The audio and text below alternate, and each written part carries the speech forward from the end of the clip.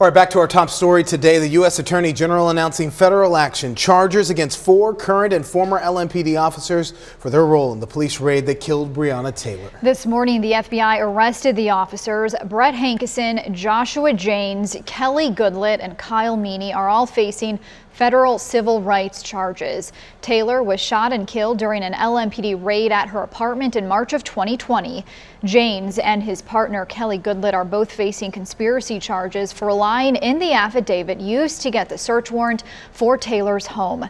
Sergeant Kyle Meany is accused of helping Janes falsify the warrant. In a separate indictment, former Detective Brett Hankison was charged with using excessive force during the raid and violating Taylor's rights. Hankison was the only officer who faced state charges and was acquitted. We cannot fully imagine the grief felt by Breonna Taylor's loved ones and all of those affected by the events of March 13th, 2020. Breonna Taylor should be alive today.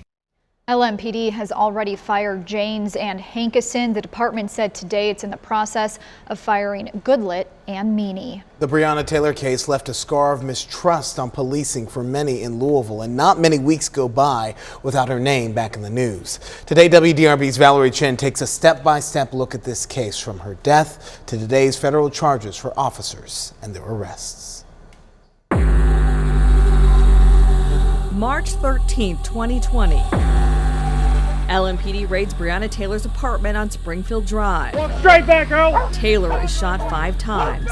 Kenneth Walker fires 1 shot and hits Sergeant Jonathan Mattingly in the leg. May 16th, the U.S. Postal Inspector in Louisville tells WDRB that LMPD did not use his office to verify that a drug suspect was receiving packages at Taylor's apartment.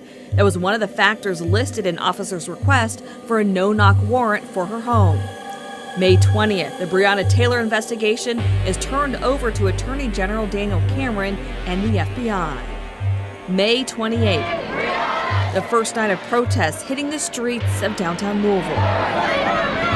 June 1st, Mayor Greg Fisher fires LMPD Police Chief Steve Conrad after learning that police officers did not record body camera footage of the fatal shooting of David McAtee, a black man in West Louisville. His death inflamed community tensions about police brutality after nights of consecutive protests over Taylor's death.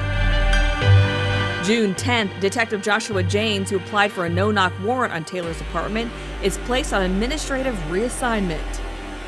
June 23rd, Detective Brett Hankison is fired from LMPD. Acting LMPD Chief Robert Schroeder says Hankison blindly fired 10 rounds into Taylor's home.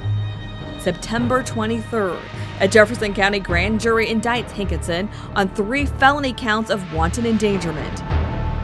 December 14th, 2021, at a Louisville Police Merit Board hearing, former Louisville Metro Police Detective Miles Cosgrove said he regrets fatally shooting Taylor, but he knew, quote, without a doubt, that his and Sergeant Jonathan Mattingly's lives were in danger if he didn't return fire coming from a shadowy figure in her apartment. It's hard to describe something that happens in like a blink of an eye. Cosgrove is not part of the federal case.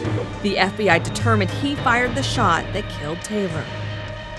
December 21st, a Kentucky task force on search warrants recommends additional training for officers, an electronic database, and tracking zip codes where search warrants are executed.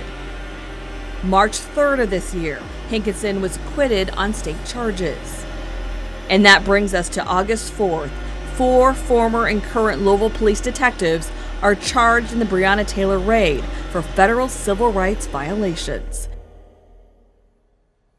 Valerie Chen reporting there. Our coverage of today's announcement continues right now on our website, WDRB.com. That's where our Investigates teams breaks down each officer's charges and how WDRB's early reporting is named in today's indictments.